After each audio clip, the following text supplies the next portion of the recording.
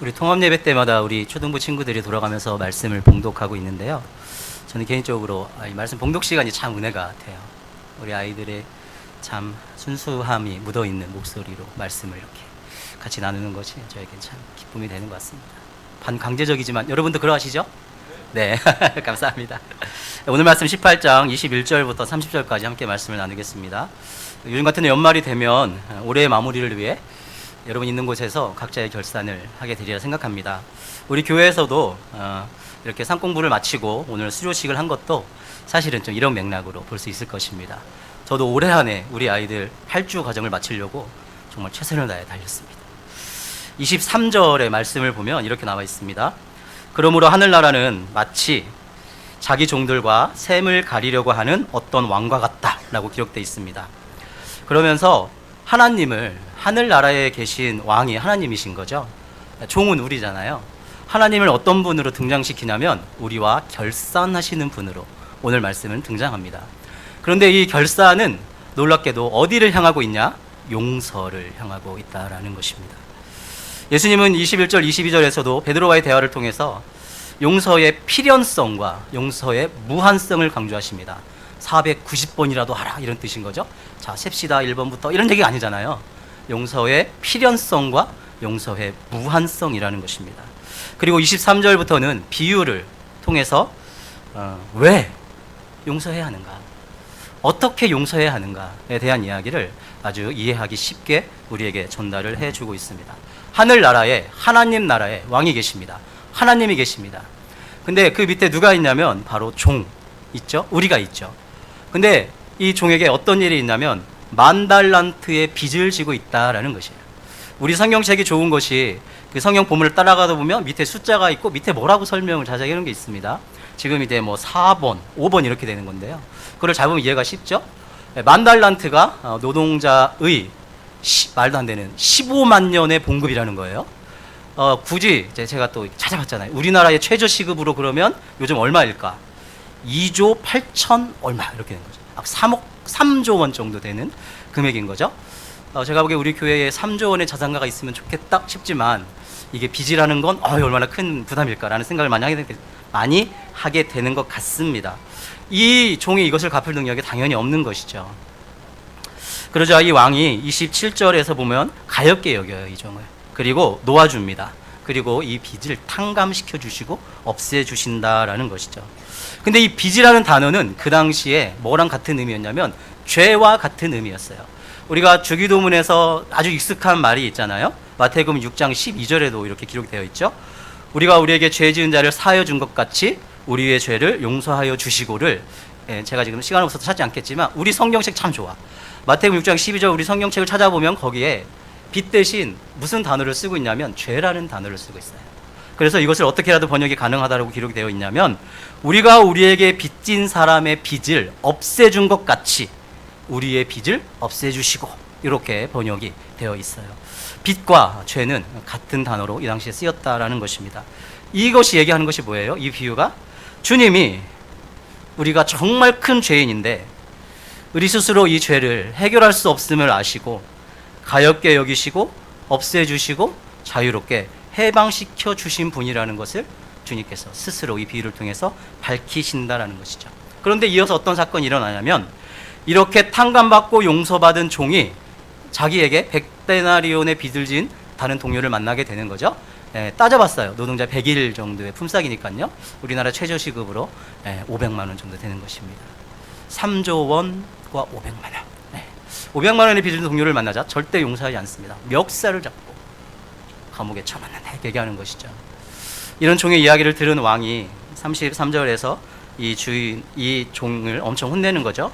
33절, 내가 너를 불쌍히 여긴 것처럼 너도 내 동료를 불쌍히 여겨야 할 것이 아니냐. 이것이 왕이 종에게, 하나님 우리에게 주신 용서에 대한 말씀이라는 것을 기억할 필요가 있다라는 것입니다. 이를 통해 주님은 용서에 대해 두 가지를 강조하십니다. 첫째는 내 옆에 있는, 나와 관계에 있는, 나에게 상처를 준 누군가에 대한 용서의 시작이자 기초가 있는데, 그것이 뭐냐면 바로 내가 용서하겠다는 의지를 가지고 내가 결단을 하고 행동하기 이전에 시작점이자 정말 중요한 점은 내가 큰 죄인이라는 것을 깨닫는 것이라는 거예요. 하지만 전적인 주님의 용서, 은혜로 내가 용서받은 자라는 걸 깨닫는 것이라는 것입니다. 그리고 이런 주님의 용서와 사랑을 잊지 않는 것, 이것이 우리의 누군가를 향한 용서의 시작점이자 용서의 기초라는 사실을 주님이 우리에게 오늘의 말씀을 통해서 전해주고 계신다라는 것입니다. 여러분은 내 죄가 너무 커서 구약의 제사로는 도저히 감당이 안 돼서 하나님의 아들인 예수님이 이 땅에 오셔야 할 정도로 그렇게 내 죄가 크다라는 걸 생각해 본 적이 있으십니까? 그렇게 이 땅에 오신 예수님께서 온몸에 채찍 맞아 찢기고 머리에 가시 면류관 씌워져 피가 철철 흐르고 조롱과 멸시를 당하면서 십자가에 못 박혀 돌아가실 때에도 그 당시 십자가형의 죄수는 일주일 혹은 최소 3, 4일 정도의 시간이 걸렸는데 예수님은 6시간 만에 돌아가실 정도의 그 극심한 고통을 당하시며 주님이 그런 대가를 치러야만 했을 정도로 내가 그런 죄인이라는 것을 여러분 생각해 본 적이 있습니까? 나의 죄성에 절망해 본 적이 여러분에게 있습니까? 사실 요즘 시대에 특별히 죄와 죄인이라는 단어는 하다못해 교회에서도 참 인기 없는 단어, 은근히 느낄 수 있어요. 저한테 그런 얘기 하지 마세요. 우리의 그런 얘기에서 기죽이지 마세요. 이러한 심리적 저항감도 은근히 제가 여러 곳에서 많이 느끼는 경우가 있어요. 하지만 우리가 믿는 기독교, 우리가 따라가야 할 예수 그리스도의 길, 십자가에서 이 죄인이라는 사실은 절대로 간과할 수 없는 중요한 또 시작점이라는 것을 우리는 기억할 필요가 있습니다. 저는 예수님 만나기 전에 꽤 괜찮은 사람이라 생각하며 자부하며 살았습니다. 감옥 갈 짓 한 번도 안 했다. 경찰서 한 번도 안 가봤다. 나 때문에 힘든 사람, 나를 욕하고 떠난 사람이 내 주위에 없었다. 이것이 제가 예수님 만나기 전에 갖고 있었던 저의 자부심이었어요. 그런데 제가 예수님을 만나고 교회를 다니면서 저에 대해서 조금씩 말씀에 비추어서 또 비춰주시는 또 하나님의 말씀에 비추어서 내가 보니까 사람을 향한 분노와 판단이 제 안에 많더라고요. 그리고 왜 나 때문에 힘든 사람이 옆에 없었냐면 나랑 안 맞을 것 같으면 내가 서서히 멀리하며 그 사람을 내 인생에서 지워갔더라고요. 그러니까 굳이 내 옆에 나를 욕하며 떠난 사람이 별로 없었던 그런 사람만을 제가 가까이 하고 남았다는 것을 깨닫게 되며 깊이 절망했었어요. 이런 절망 가운데 예수님의 십자가를 만났고 그분의 용서와 사랑에 크게 감동했던 경험이 제 안에 있습니다. 또 주님이 구원해 주신 이후에도 또 올해를 제가 돌아봐서도 주님이 여전히 사랑과 은혜로 저와 함께 하셨다는 것을 기억할 수 있었어요. 발견할 수 있었어요. 안전케 하셨고 건강을 지켜주셨고 먹이셨고 입히셨고 최선으로 제가 있는 곳에서 최선으로 이끄셨음을 2018년을 조금씩 돌아보면서 제가 느끼게 되었던 것 같습니다. 동시에 이런 것들이 그냥 당연히 주어진 것이 아니라 우리가 밥 한 끼를 먹어도 이 예배를 드리는 것도 사실은 당연히 주어지는 게 아니잖아요. 보이는 보이지 않는 누군가의 수고와 누군가의 헌신이 섬김이 밥 한 끼를 먹기 위해서도 이 예배를 드리기 위해서도 존재하는 것처럼 그냥 당연하게 예수님이 나를 사랑하고 베풀어 주신 것이 아니라 나를 위해 애쓰셨구나. 우리 주님이 나를 위해 힘쓰셨구나. 나를 위해 기꺼이 함께 하시고 베푸심에 대가를 치르셨구나라는 것을 알게 되었던 것 같습니다. 이런 주님의 용서와 사랑을 체험하고 이것을 기억하는 것이 우리에겐 필요합니다. 사랑하는 여러분, 우리 예수님은 날 위해 이런 대가를 치르시면서까지 내 죄를 다 용서하셨습니다. 그분은 부활하셔서 우리로 하여금 진짜 생명을 이 땅 가운데서 누리게 하셨습니다. 영생의 소망을 주셔서 이 땅의 삶이 끝이 아니라는 사실을 알게 하셨습니다. 지금도 그분이 뭐하고 계신지 아세요? 하늘에서 우리를 위해 기도하고 계세요. 그분이 뭐하고 계신지 아세요? 천사와 성령을, 우리 눈에 보이지 않을지라도 천사와 성령을 우리를 위해 보내어 주셔서 우리를 돌보시고 보호하시는 데 앞장서시는 분이 바로 우리 예수님이라는 사실을 기억했으면 좋겠습니다. 부디 이런 복음 안에서 나의 죄인됨을 깨닫고 그럼에도 변함없는 사랑과 은혜를 주시는 예수님을 기억하며 살아가는 우리가 되길 주님의 이름으로 축복합니다.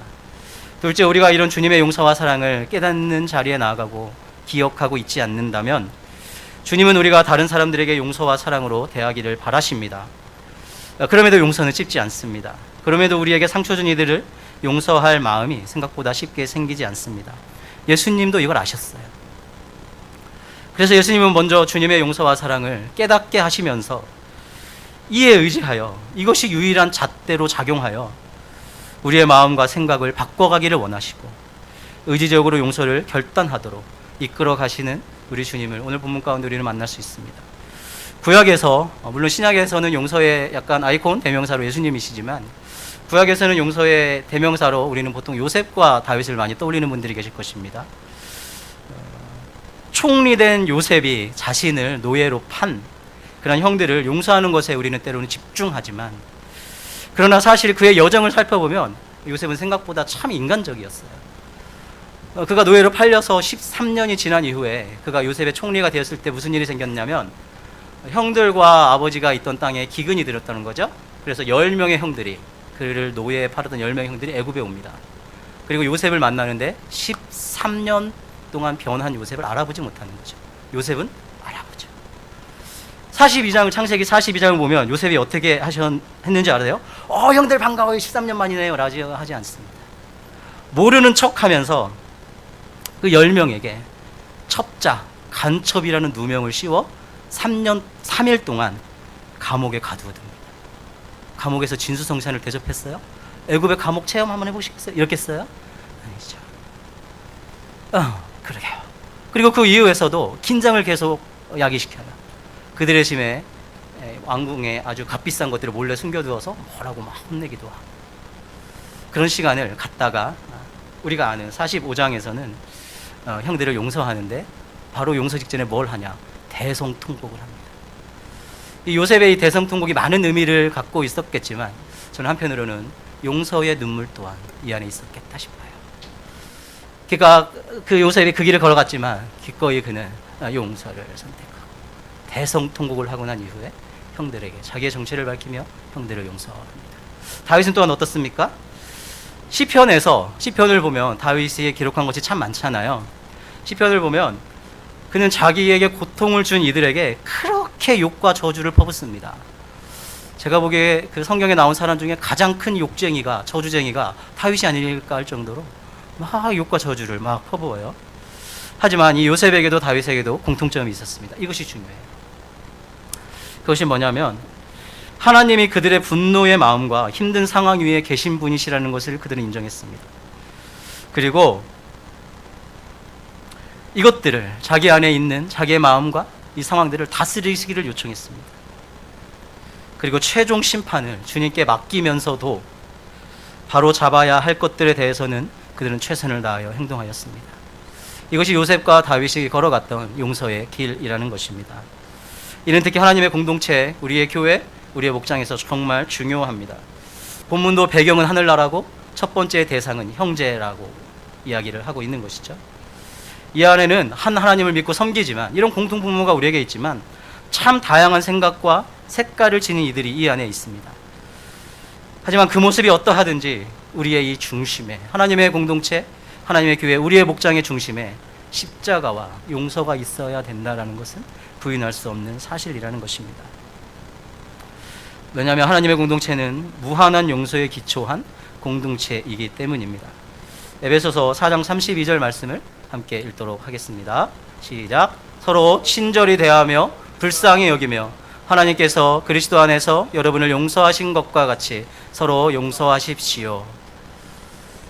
무턱대고 용서하는 이야기가 아니라 이러한 과정을 통하여서 우리에게 용서를 요청하는 하나님의 음성을 에베소서 4장 32절의 말씀을 통해 오늘 우리는 듣게 되는 것입니다. 사랑하는 광영 가족 여러분, 누군가를 향한 복수와 분노는 결코 우리를 평안하고 행복하게 하지 않습니다. 사실 용서는 내가 살려고 하는 것입니다. 용서하는 게 믿음이고, 용서하는 게 능력이며, 용서가 자유이며, 용서가 복이며, 용서는 하나님을 기쁘시게 하는 것입니다. 주님은 우리의 억울함과 분노를 넉넉히 받아줄 수 있는 분이시기에 그분께 토로하고 그분께 도움을 요청하는 자세가 우리에게 요청됩니다. 바로 잡아야 할 것들이 있다면 행동함으로 기꺼이 나아가는 것이 우리의 진정한 용서의 한 부분임을 기억하는 것이 필요합니다. 그리고 무엇보다도 주님께서 나에게 베푸신 용서를 기억하는 것이 우리에게 필요합니다.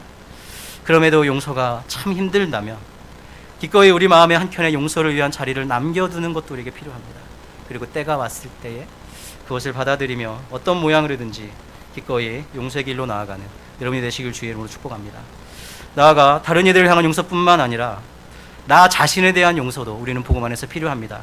왜냐하면 창세기 3장에 아담과 하와가 죄를 범한 이후로 아담과 하와가 처음으로 자신들에 대한 수치심을 느껴요. 그래서 어떻게 하냐면 자기의 무화과 잎을 통해서 자기의 신체의 여러 부분들을 가리우고 다니기 시작한다는 거죠. 이것의 상징은 나에 대한 수치심을 느끼기 시작했다라는 거예요. 죄는 나와 나 자신과의 관계를 왜곡시켜요. 아까 우리 수요리가 생명의 삶 딱 정리를 했는데 저는 감명 받았어요. 죄는 나와 나 자신과의 관계도 왜곡시켜요. 회곡해요. 훼손해요. 그래서 양극단으로 갑니다. 내가 최고야. 천상천하 유아독존 와 이렇게 사는 사람이 있는 반면 반대로 나의 실수 잘못, 나의 실패, 나의 능력의 부족에 대한 수치심과 죄책감에 꽉 사로잡혀서 자신을 비하하고 용서하지 못하는 나 자신과의 관계를 이렇게 왜곡하는 것, 이것이 죄의 파워라는 것입니다. 우리는 복음 안에서 나를 용서하는 법을 배워야 합니다. 고린도후서 5장 17절 가운데서 이렇게 말씀합니다. 누구든지 함께 읽습니다. 누구든지 그리스도 안에 있으면 그는 새로운 피조물입니다. 옛것은 지나갔습니다. 보십시오. 새것이 되었습니다. 우리는 그리스도 안에서 다시 태어난 새로운 존재이며 새로운 피조물입니다. 여러분 믿으십니까? 다시 우리는 그리스도 안에 있을 때 새로운 존재이며 새로운 피조물입니다. 여러분 믿으십니까? 아멘입니다. 나를 꼭 올가매서 나를 비하하고 조롱하는 나의 실수와 잘못과 실패와 능력 부족에 대한 수치심과 이 죄책감을 주님께 드리십시오. 이것들을 끊어버리고 이것에서 헤어나오십시오. 주님이 용서한 나를 나도 용서하고 아끼고 사랑함으로 새로운 피조물답게 나를 용납하고 자유롭게 살아가는 우리가 되었으면 좋겠습니다. 마지막으로 주님과의 관계에서의 용서도 고려해 봐야 합니다. 창세기 3장에서 죄가 들어온 이후로 주님의 낯을 피하여 숨은 하와와 아담의 자세가 바로 이것을 이야기합니다. 하나님과의 우리의 관계가 왜곡됩니다. 그래도 이 주님과의 관계에서의 용서도 생각해 봐야 한다는 관점이 피조물인 우리가 창조주인 주님을 용서하자 이런 관점으로는 가는 것은 아니에요.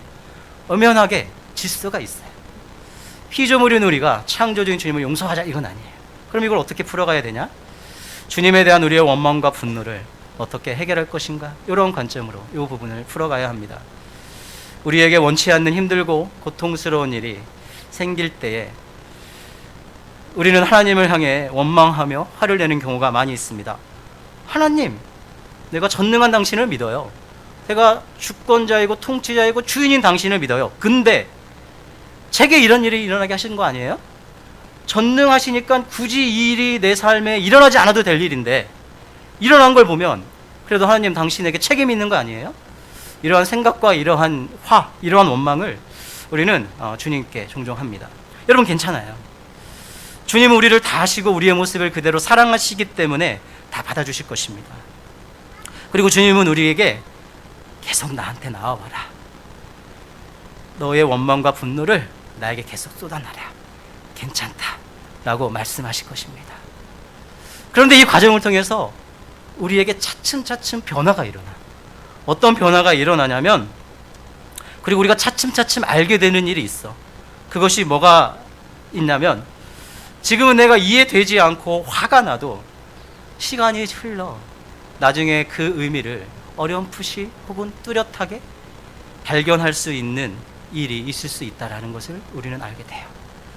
이런 여정을 밟아가게 될 때 우리는 혹은 영원히 내가 다시 주님 오실 그때 주님과 함께하기 전까지는 이해하지 못할 그 영역은 전적인 하나님의 베풀의 영역이라는 부분도 그런 일도 있겠구나라는 것을 우리는 또 깨닫게 됩니다. 이 과정을 계속적으로 진행하다 보면 우리는 뭘 깨닫게 되냐? 주님이 바로 이 나의 이 힘들고 고통스러운 일의 직접적인 원인자요 제공자가 아니라는 사실을 알게 됩니다. 우리 또 어떤 사실을 알게 되냐면 그럼에도 불구하고 주님이 기꺼이 우리와 함께 하시면서 하나씩 나를 위해 해결해 가시는 그 주님의 손길을 우리는 차츰차츰 알게 될 것입니다. 그리고 악한 자는 반드시 그에 합당한 대가를 언젠가는 치른다는 그 사실을 우리는 또한 알게 될 것입니다. 결국 우리는 주님이 어떠한 분이신지를 알게 될 것입니다. 우리의 마음과 생각은 그분 안에서 변화될 것입니다. 우리는 이렇게 주님에 대한 원망과 분노를 하나하나 해결해 가며 주님과의 관계 속에서의 용서의 길로 나아갈 수 있다는 사실을 기억했으면 좋겠습니다. 사랑하는 광염 가족 여러분, 제가 감히 예언합니다. 여러분의 인생에서 다시는 2018년은 돌아오지 않을 것입니다. 우리 인생에서 다시는 안 올 2018년이 이제 정확히 8일 남았습니다. 본문에서 주님은 우리의 용서에 대한 자세, 우리의 용서에 대한 마음, 우리의 용서에 대한 태도와 이걸 가지고 나와 결산하자라고 주님 오늘 말씀 가운데 우리에게 말씀하십니다. 여러분, 곧 성탄절이죠? 성탄절이 무슨 날이에요? 예수님이 인간으로 오신 날이잖아요. 성탄절의 의미가 뭡니까? 예수님이 왜 인간으로 이 땅에 태어나셨고 왜 십자가의 길을 가셨습니까? 우리를 위해 그러신 거잖아요. 우리로 하여금 그분의 용서의 은혜를 누리라고 주님 탄생하셨잖아요. 십자가의 길을 가셨잖아요. 우리로 하여금 이 땅에서 용서하며 살아가라고 주님이 인간으로 이 땅에 오셨고 십자가의 길을 걸어가신 것이 아닙니까? 우리를 용서하시는 그 주님, 기꺼이 애쓰시고 기꺼이 우리와 함께 해주셔서 올 한 해 동안 베푸신 주님의 은혜와 사랑을 한번 생각해보고 감사하는 우리가 됩시다. 분노와 원망으로 채워진 우리의 마음을 누군가를 향한 용서로 차츰차츰 바꾸어가고 나를 향한 수치심과 죄책감을 나를 향한 용납과 사랑으로 차츰차츰 채워가며 계속적으로 주님께 나아와 주님에 대한 원망과 분노를 해결해가는 우리가 되길 주의 이름으로 축복합니다. 이렇게 8일 남은 올 한 해를 마무리하며 내년 2019년을 맞이하는 우리 사랑하는 광역교회 귀한 성도님들이 되시길 주님의 이름으로 축복합니다. 아멘. 함께 기도.